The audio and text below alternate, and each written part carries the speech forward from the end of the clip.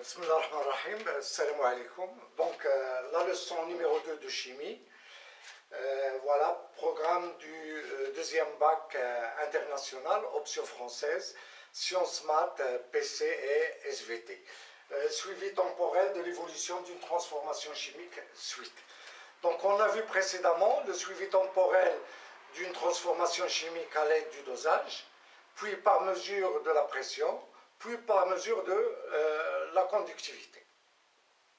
Maintenant, on passe à grand 4, la vitesse volumique d'une réaction chimique et le temps de demi-réaction. Donc, petit 1, la vitesse volumique d'une réaction chimique. 1.1, définition. Bon, ça, c'est la définition. On définit la vitesse volumique d'une réaction chimique à l'instant t donné par la relation V de T. Là, j'ai noté petit v pour faire la différence entre la vitesse et le volume. Donc, V à l'instant t donné est égal à 1 sur Vs d de x sur dt. Vs, c'est le volume de la solution, elle est en litres, et d de x sur dt, d sur dt, ça représente la dérivée par rapport au temps. Donc on sait bien que l'avancement x au cours de la réaction, l'avancement x varie en fonction du temps. Donc d sur dt, d de x sur dt, c'est la dérivée de x par rapport au temps, à un instant t donné. Voilà, donc si on veut chercher la vitesse moyenne, on écrit delta x sur delta t. Delta x sur delta t, c'est quoi? C'est x à l'instant t, moins x à l'instant t', moins x à l'instant t, sur t' moins t. Et si on veut la dérivée de x par rapport à temps, donc on obtient, c'est la limite. Donc limite, voilà, la limite de delta x lorsque t' tend vers t. Ça nous donne, si on utilise delta x sur delta t, ça nous donne la vitesse moyenne. Et si on fait tendre t' vers t, on obtient la vitesse à l'instant t. Et d de x sur dt, c'est la dérivée par rapport au temps de l'avancement. Donc, peu importe tout ça, voilà, il y a la définition. Ce qui nous intéresse, c'est la définition. La vitesse volumique de la réaction à un instant t donné est définie par la relation V de t est égal à 1 sur Vs d de x sur dt. Vs étant le volume de la solution en litres et d de x sur dt représente la dérivée par rapport au temps de l'avancement x. L'unité de d de x sur dt, x en mol, et dt peut être en secondes, peut être en minutes, etc. Donc on utilise mol par seconde ou mol par minute, ça dépend des unités qu'on a. Donc voilà un exemple, une réaction qu'on a déjà vue, c'est la réaction entre les ions peroxydisulfate et les ions iodure, qui nous donnent I2 plus 2 SO4 de moins. Rappelez-vous, lorsqu'on a vu le suivi de l'évolution temporelle d'une réaction chimique à l'aide du dosage, on a utilisé cette réaction. Voilà un volume V1 égale à 100 ml d'une solution de peroxydisulfate de potassium, de volume V1 égale à 100 ml et de concentration C1, puis un volume V2 qui est égal à 100 ml de iodure de potassium, de concentration C2, je ne me rappelle pas des valeurs de C1 et C2. Donc voilà, donc on a S2O8 de moins plus 2I-, ça nous donne I2 plus 2 SO4 de moins. Le tableau d'avancement, à l'instant t égale à 0, la quantité de matière de S2O8 de moins c'est C1V1, la quantité de matière de I- c'est C2V2, pour I2 0, pour SO4 de moins 0. À l'instant t C1V1 moins X, pour I-, C2V2 moins 2X, parce qu'on a 2, voilà X puis 2X. Et on a pu suivre l'évolution temporelle de cette réaction chimique à l'aide du dosage. Puis on a tracé X en fonction du temps. Rappelez-vous de cette étude. Donc X en fonction du temps, on obtient cette courbe. Voilà. Donc voilà, c'est cette courbe qui nous permet d'avoir une idée sur l'évolution de cette transformation chimique. Donc il suffit de chercher comment on peut déterminer la vitesse volumique à un instant t donné. Mais avant de déterminer la vitesse volumique à un instant t donné, on va faire une petite remarque. Donc là, on constate que la quantité de matière de I2 à un instant t est égale à X. Donc N de I2 à l'instant t est égal à X. Donc X, si on divise X par V, le volume de la solution, ça nous donne la concentration de I2. Et lorsqu'on remplace X sur Vs par la concentration de I2, donc la vitesse volumique à l'instant t, ça nous donne la dérivée par rapport au temps de la concentration de I2. Voilà, ça c'est une remarque. Maintenant, on va passer à la détermination de V de t. Voilà, la V de t c'est 1 sur Vx, d de x sur dt. Donc on n'a pas l'expression de x en fonction du temps pour pouvoir chercher la dérivée. Donc on n'a pas cette fonction. Tout ce qu'on a, c'est cette courbe. Voilà, voilà donc exemple, on veut chercher la vitesse volumique à l'instant t est égal à 16. Voilà la vitesse volumique à cet instant.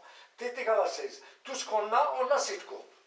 Mais on sait en maths, vous savez en maths, que la dérivée de f de x au point x0 est égale à la pente de la tangente en ce point.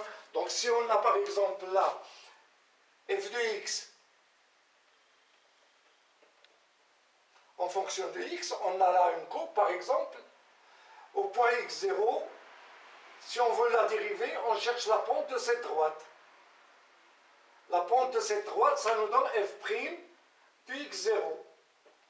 Donc c'est exactement la même chose. Donc d de x sur dt à l'instant t égale à 16 secondes, ça nous donne la pente de cette tangente. La tangente à la courbe en ce point. Donc voilà, j'ai tracé la tangente. L'examen du baccalauréat ou les devoirs, on ne vous demande pas de tracer la courbe. La courbe, كيعطيوكم لا كورب ولا بونت كيكونوا راسمينها باش ماشي كل واحد يرسم لا بونت à sa façon. Donc on vous donne la pente. Voilà, j'ai là la pente. Donc je vais chercher la pente de cette tangente. Voilà, donc la dérivée d de x sur dt à l'instant t égale à 16 représente la pente de la tangente à cet instant. Donc d de x sur dt, donc moi je vais prendre, pour chercher la pente, il suffit de prendre deux points. Donc ce point est celui-là par exemple. Et la pente de cette droite, de cette tangente, est égale à 2,1 moins 0,85 sur 16 moins 0. Et tout calcul fait nous donne 0,08 millimol par minute. Donc x est en millimol par minute. Et la vitesse à l'instant t égale à 16, il suffit de diviser par Vs. Et Vs est égal à 200 millilitres, c'est-à-dire 0,2 litres. Donc ça nous donne 1 sur 0,2 multiplié par 0,08 et tout calcul fait nous donne V16 est égal à 0,4 millimol par litre, voilà, litre moins 1 par minute. Donc la vitesse là, c'est 0,4 l'unité millimol par litre par minute. Voilà une petite remarque. Donc on peut tracer la tangente à l'instant t égale à 0, un instant plus tard, puis à un instant encore plus tard, voilà. Et qu'est-ce qu'on constate? Qu'au cours de la réaction, la pente de la tangente diminue. Donc si la pente de la tangente diminue, ça veut dire que la vitesse volumique diminue. Et en ce point, on a la tangente est parallèle à l'axe OT, ça veut dire que la pente est égale à 0. Donc à la fin de la réaction, la vitesse volumique est égale à 0. Donc V de T diminue au cours de la réaction jusqu'à ce que V est égal à 0. Car la pente de la tangente au cours de la réaction diminue jusqu'à ce qu'il devienne égal à 0. 1.3, l'influence des facteurs cinétiques. Donc vous avez déjà vu lorsque vous avez étudié les transformations rapides et les transformations lentes, les facteurs cinétiques. Donc les facteurs cinétiques, ce sont des facteurs qui ont une influence sur la vitesse de la réaction. Donc vous avez vu, le premier facteur de la cinétique, c'est la température. Donc plus que la température augmente, plus que la vitesse de la réaction augmente. Et plus que la température diminue, plus que la vitesse de la réaction diminue. Il y a aussi l'influence de la concentration initiale de l'un des réactifs. Plus que l'un des réactifs est plus concentré, plus que la vitesse de la réaction augmente. Donc voilà, là si on fait l'expérience à des températures différentes, là pour une température θ1, et là pour une température θ2, θ2 supérieur à θ1. Pour θ1, si on trace la tangente à l'instant t égale à 0, on trouve T1, et ça c'est la tangente à l'instant t égale à 0 pour la température θ2. La pente de T2 est supérieure à la pente de T1. Ça veut dire que lorsque la température est θ2, la vitesse volumique de la réaction est supérieure à la vitesse volumique de la réaction lorsque la température est égale à θ1, avec θ2 est supérieur à θ1. Mais on obtient toujours le même état final, même X max.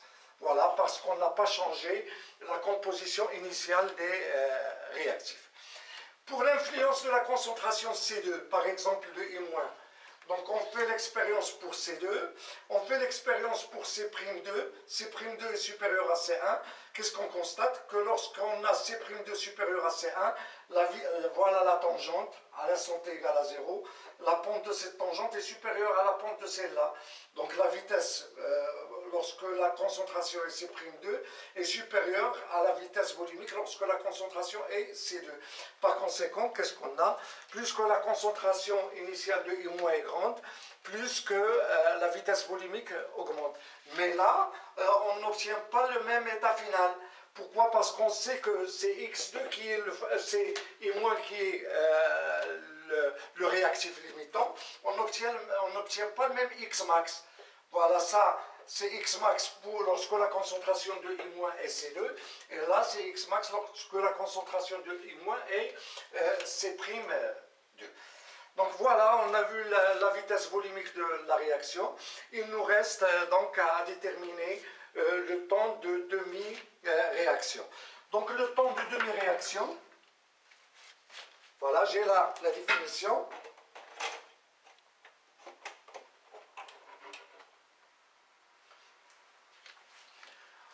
Voilà le temps de demi-réaction qu'on note T1,5.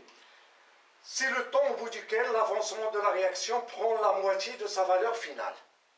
Ça veut dire que lorsque t est égal à T1,5, x à l'instant T1,5 est égal à x final sur 2, qui est égal à x max sur 2. Voilà, x max c'est l'avancement maximal, c'est l'avancement final. Donc, par exemple, on a cette courbe. Voilà, x en fonction du temps. Voilà x max. Donc, qu'est-ce qu'il faut faire pour chercher T1,5? On divise x max par 2. Là, on a la valeur de x max sur 2. On projette et on trouve T1,5. Parfois, on vous donne une courbe comme ça. L'état final n'est pas visible. Mais on peut chercher x max à l'aide du tableau d'avancement. On cherche x max. Lorsqu'on cherche x max, on calcule la valeur de x max sur 2. On la pose ici, puis on projette et on trouve T1,5. Voilà. Donc ainsi se termine cette vidéo, se termine toute la deuxième leçon sur le suivi temporel d'une transformation chimique. Donc les prochaines vidéos pour la chimie, on va les consacrer pour des séances, des exercices. Et si vous aimez le contenu de cette vidéo, faites j'aime, partagez la vidéo et abonnez-vous à la chaîne. Et à tout à l'heure.